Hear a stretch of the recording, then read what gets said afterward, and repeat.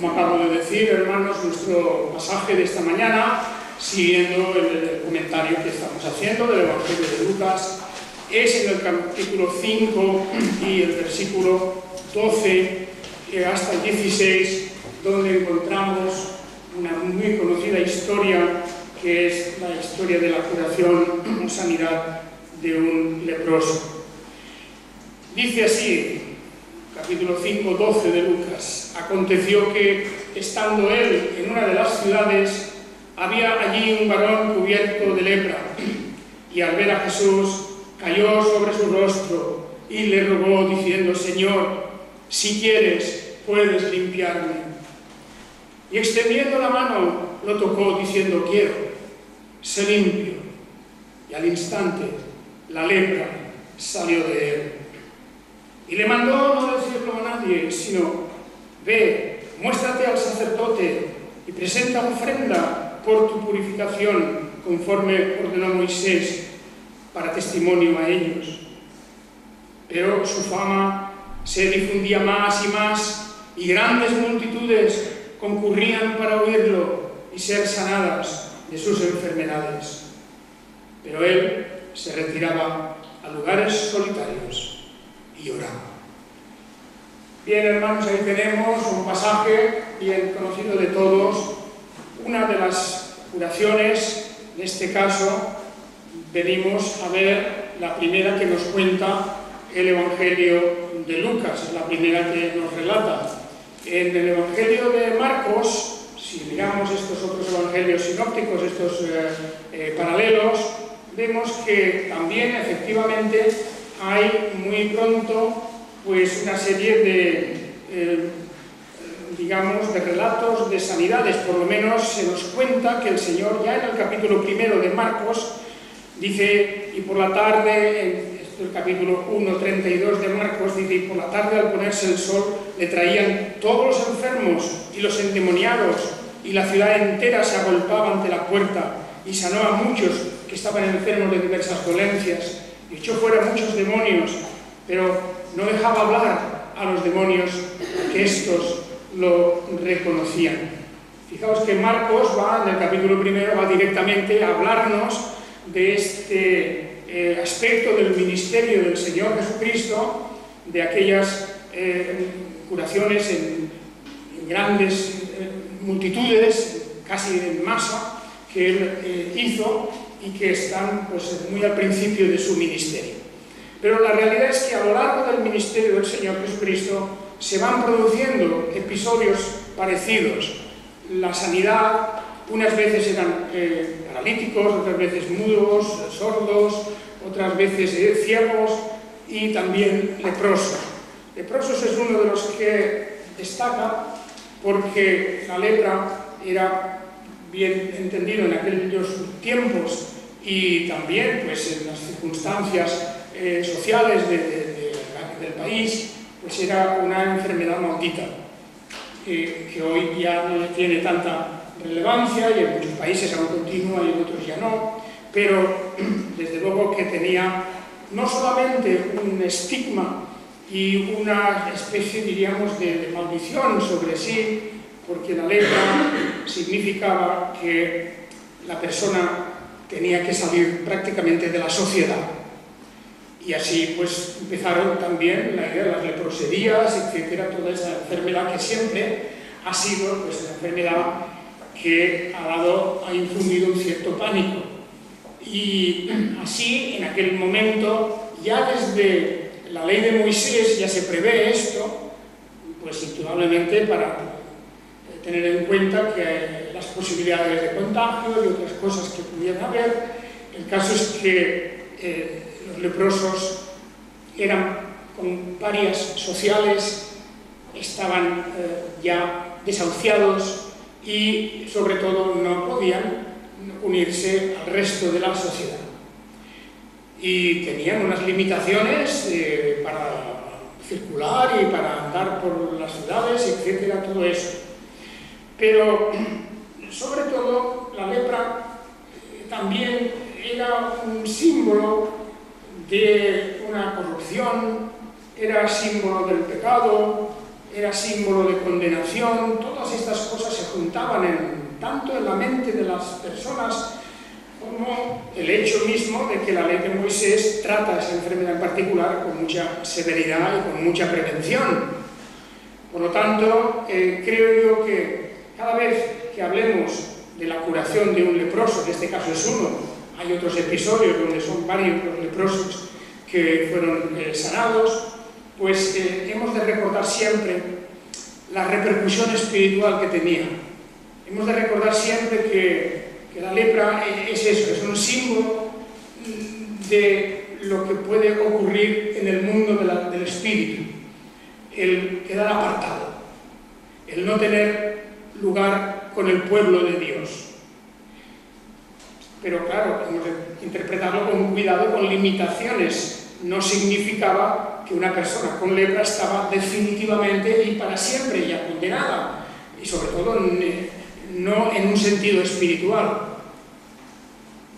porque no hay nada en las Escrituras que nos diga que por el hecho de ser leproso la persona estuviera condenada en el sentido espiritual. Eso no, esa asociación no la podemos hacer.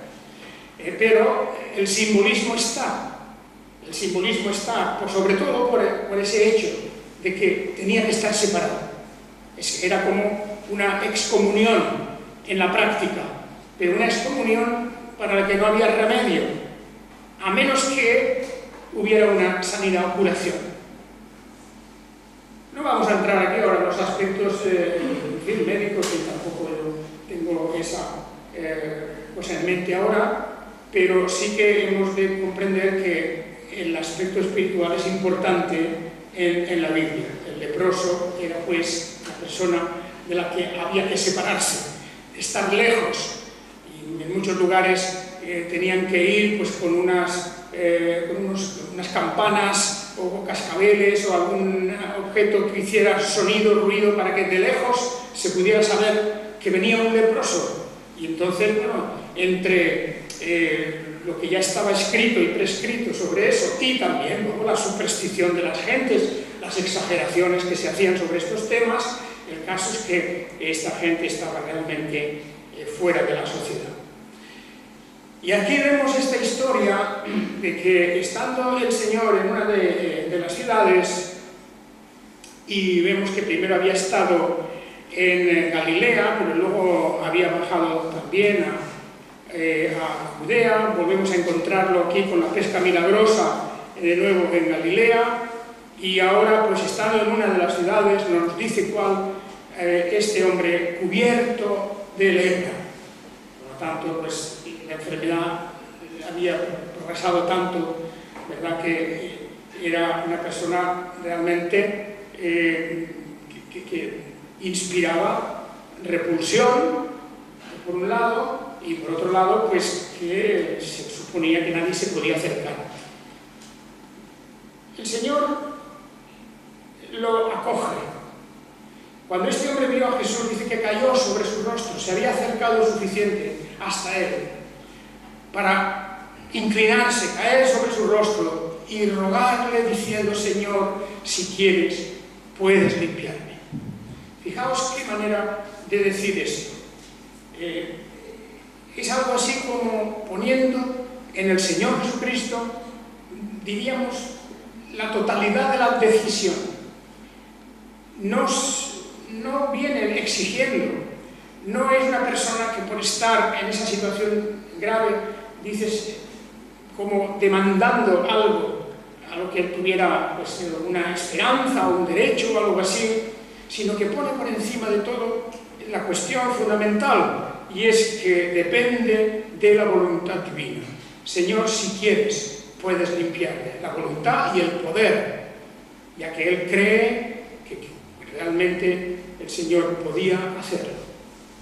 Pero también hay en su forma de hablar una resignación, una aceptación de lo que le ocurre, porque comprende que depende de la voluntad del otro, depende de la voluntad del Señor, y él no quiere de ninguna manera forzar aquello. Todo lo pone a la buena voluntad divina, la buena voluntad de Dios. Incluso si el Señor hubiera dicho no. De alguna forma, con explicaciones o sin explicaciones.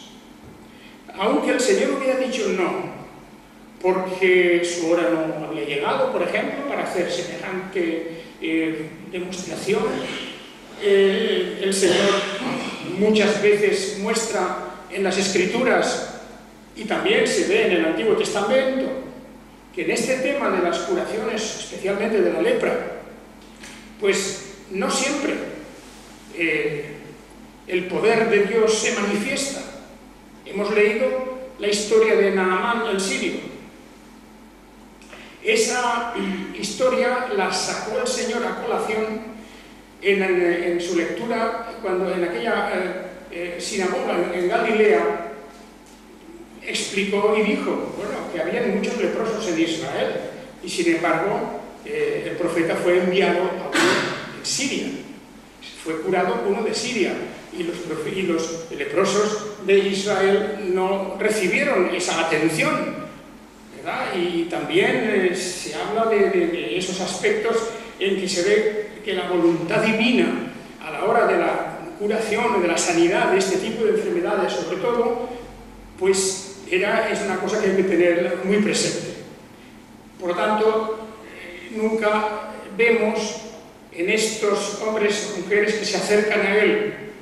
Acordaos de aquella mujer que tenía aquella enfermedad en la sangre, que se acerca al Señor pensando que solamente con tocar su manto podría curarse. Pues esa fe era una fe puesta en la voluntad de Dios. Si Él quiere, puede. Pero ciertamente también está esa cuestión de que tal vez no, porque eran muchos los que quedaron, claro, fuera de estos favores o fuera de esta acción del Señor, esta acción curativa, como de otros muchos milagros. Las resurrecciones, por ejemplo. Hay varias resurrecciones en las Escrituras, en el Nuevo Testamento, pero esas son puntuales. No resucitó el Señor a todos aquellos que habían muerto, ni mucho menos. Lo hizo en el caso de Lázaro, lo hizo con aquel joven, con aquella joven, etc. Hay varios casos de resurrecciones, pero el Señor no vino a resucitar ya a todos, tampoco vino a sanar a todos, tampoco vino a quitar la pobreza del mundo en absoluto, de una manera total. ¿Podía el Señor hacerlo? Claro que podía, pero ahora para esas cosas no había llegado. No era el momento. Hemos de entender que todo esto que llamamos auténticamente actos portentosos, milagrosos, actos del poder de Dios, tienen una finalidad.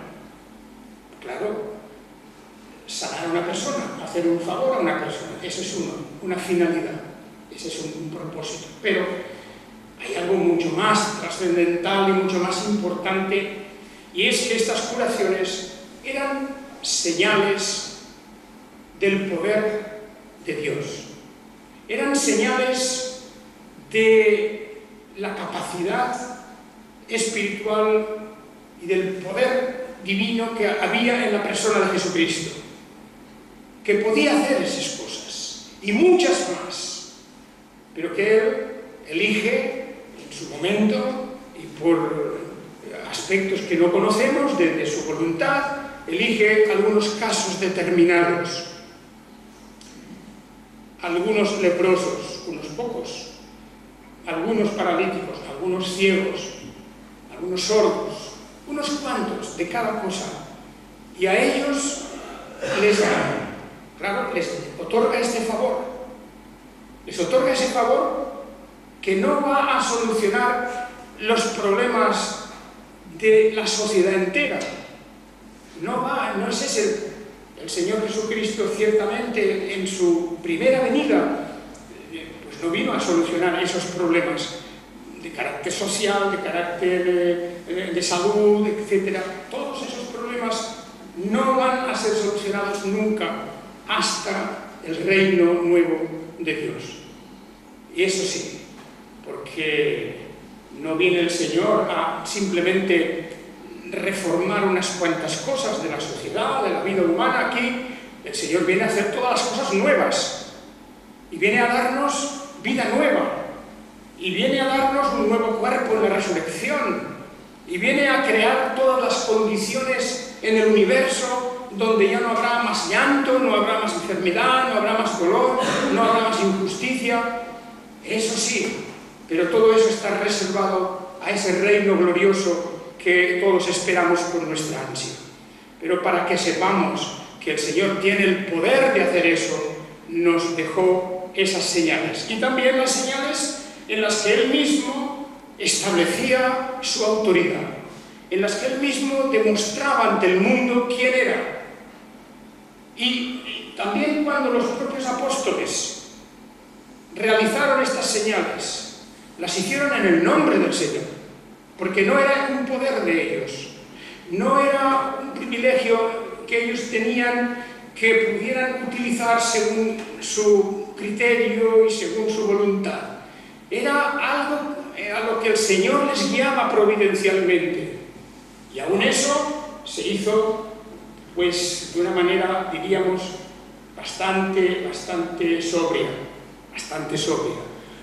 No fueron los apóstoles en una campaña de curación por todo el mundo. No fue eso, porque no era ese el propósito. No fueron los apóstoles o los que estaban con ellos pues haciendo pues, una especie de gran cruzada para solucionar los problemas sociales, de salud y todos los que hubieran en el mundo. No lo hicieron. Solamente sanaron casos puntuales que providencialmente era necesario hacer para establecer la autoridad sobre todo de la palabra de Dios.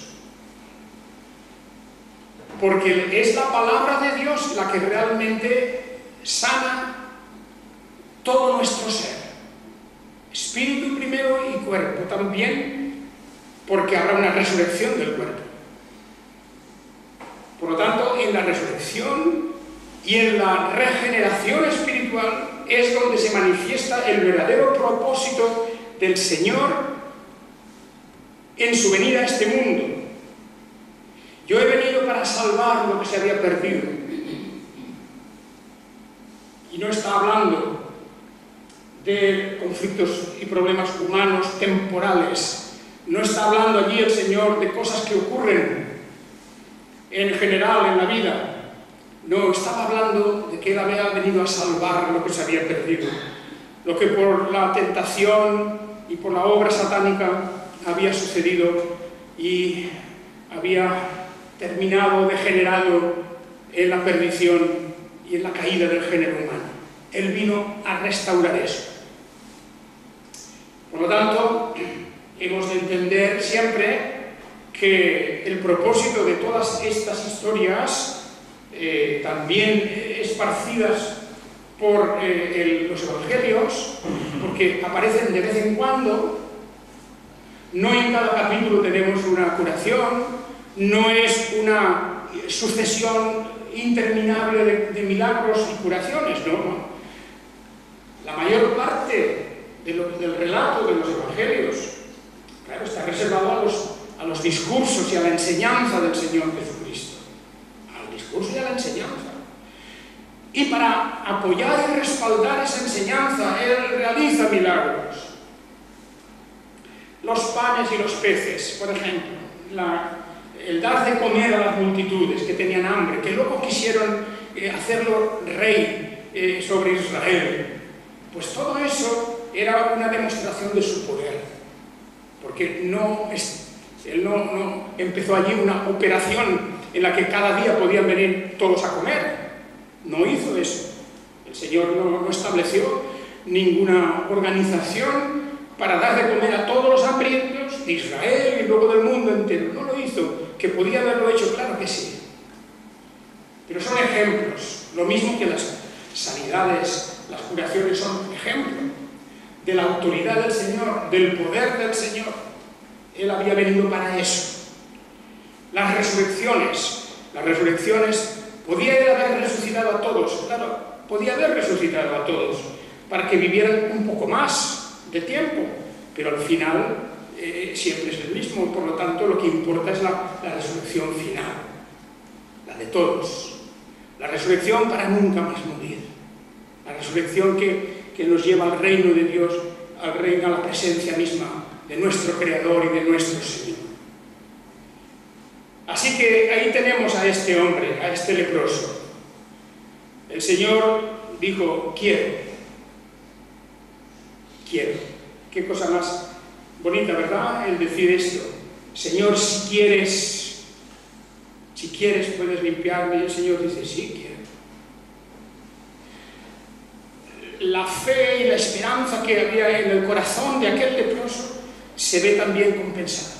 Porque claro está, de no haber tenido eso tampoco se habría acercado, no lo habría pedido. Hemos de reconocer que estas cosas tienen y requieren ese movimiento del espíritu, de fe, de confianza, de que el Señor es capaz de hacer eso. ¿Qué habría oído este leproso? ¿Qué habría conocido de lo que era capaz el Señor? No lo sabemos, pero ya la fama de él se había esparcido. Él había ido predicando antes en las sinagogas de Judea, había predicado en las sinagogas de Galilea. Todo esto Lucas ya nos lo ha explicado. En Nazaret, en Cafarnaúm, había sanado a la suegra de Pedro de aquellas fiebres suyas. Todo eso ya el Señor había hecho y su fama se iba extendiendo. Fijaos que en el versículo 15 de hoy, capítulo 5, 15, insiste en eso. Su fama se difundía más y más y grandes multitudes concurrían para oírlo y ser sanadas de sus enfermedades. Pero de alguna manera el Señor tenía que poner un coto a eso, una barrera. Porque si se hubiera dedicado a esto, no habría tiempo suficiente ni habría posibilidad de hacer otra cosa. La cantidad de personas enfermas que iban a él, la cantidad de necesidades de todo tipo, porque había gente que tenía una discusión de familia sobre una herencia y se fueron también a él. Aquel así se lo arreglaba. Y otros que tenían otros problemas diversos y iban a él, para todo iban a él siempre. Pero no era el momento de solucionar todos los problemas de la vida humana. Y por eso hemos de tener en cuenta que esa situación todavía dura. No es hoy el tiempo en que todos nuestros problemas se pueden solucionar, porque vivimos todavía, ciertamente en la era de la gracia, pero todavía estamos en el campo de batalla. Estamos en el campo de batalla, lo veíamos hace unos días a raíz de la tentación del Señor Jesús, que fue tentado en el desierto, pero también vemos en las reacciones que se producen, pues por ejemplo, en las sinagogas en Nazaret y en Cafarnaúm, que intentaron despeñarlo al Señor, intentaron tirarlo abajo, porque se irritaron terriblemente cuando les dice, muchos leprosos había en Israel en tiempos del profeta Eliseo, y ninguno de ellos fue limpiado. Ninguno de ellos fue limpiado. De todos los leprosos que había en Israel en el tiempo de Eliseo, y había muchos, ninguno fue limpiado. El profeta fue enviado a Siria, a aquel hombre Naamán que no conocía nada del Dios verdadero. Pues así quiso Dios hacerlo. Y lo mismo podríamos decir lo mismo. Fijaos cómo había también una mujer en aquel tiempo de gran hambre en toda la tierra, ¿verdad? Y había muchas viudas en Israel, muchas viudas había en Israel en los días de Elías, cuando el cielo fue cerrado por 3 años y 6 meses, y mientras hubo gran hambre en toda la tierra. Pero a ninguna de esas viudas fue enviado Elías, sino a una mujer viuda en Sarepta, a una extranjera en Sidón, y el otro, Naamán, a otro extranjero en Siria. Los dos, el Señor demostraba con eso no indiferencia, no que era cruel, no que el Señor no prestaba atención a esas necesidades, no, había tantos y tantos, pero nos equivocamos si pensamos que todos los problemas de esta vida, problemas de cualquier orden, nos los puede solucionar el Señor, nos los va a solucionar el Señor. Que puede sí, sí, pero claro, es la oración humilde, la petición humilde de este hombre. Señor, si quieres. Porque hay una cosa que luego se repite en el Nuevo Testamento, en el Sermón del Monte, la gran oración, el modelo de la oración. Señor, hágase tu voluntad. Hágase tu voluntad. Porque si de nosotros dependiera, si nuestra voluntad tuviera curso libre y pudiéramos conseguir todo lo que se nos antoja, todo lo que nuestra voluntad pidiera, qué pronto se vería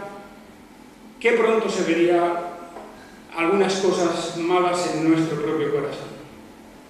Que tal vez en lugar de pedir más amor, más fe, más compromiso, pediríamos otras muchas cosas. Otras cosas pediríamos, tal vez no tan espirituales. Y por lo tanto, no está en nuestra voluntad esto. Es lo que este hombre acierta totalmente. Este hombre leproso se acerca al Señor y no le dice: Señor, cúrame, que tú tienes poder, cúrame. No, su petición es: Señor, si quieres, tú puedes limpiarme.